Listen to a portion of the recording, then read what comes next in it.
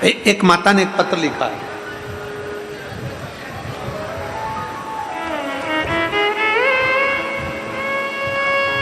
आरती सिंह, मैं गाजियाबाद कोट गांव की रहने वाली हूं, कहीं बैठी हो तो हाथ हिला सकती हैं। अगर कहीं बैठी हो तो हाथ हिला सकती हैं, बेलपत्र लेने के लिए आ सकती हैं।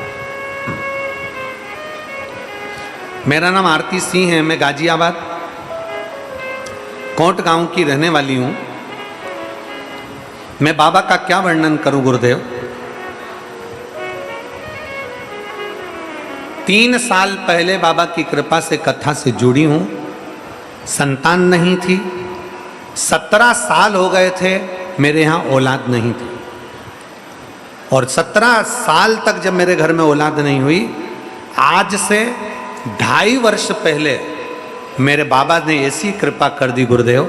17 साल तक जब संतान नहीं हुई, आपकी कथा 2.5 साल पहले टीवी पर श्रवण करी, 3 साल पहले, और बाबा से जो मांगा मेरे बाबा ने दे दिया।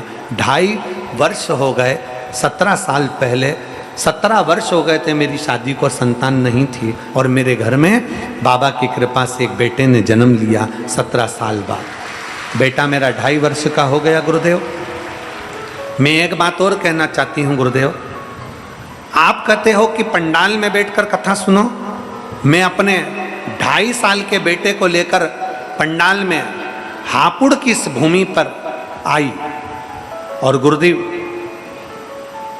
आप कहते हो कि पंडाल में बैठकर जो मांगा जाता है वो देता है।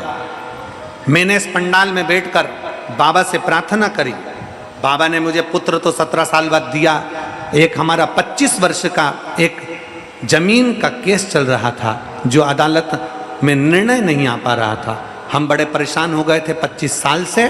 तब मैं हापुड़ की पहले दिन की कथा सुनी और बाबा से प्रार्थना कर कर, भूमि को नमन कर कर, रज को मस्तक चढ़ाकर, आप कहते हो कि मस्तक पर चंदन जैसी लगाकर चली गई।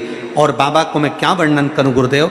आज मैं 5वें दिन वापिस प्रणाम करने के लिए आई हूं कि 25 वर्ष का हमारा केस सुलझ गया और मेरा प्लाट मुझे वापस मिल गया। मैं बाबा को यहाँ प्रणाम करने के लिए आई हूँ। एक लाइन अच्छी लिखी है, आप और हम गुनगुनाते हैं। तेरी कृपा बिना न हिले एक भी अणु, लेते हैं श्वास तेरी कृपा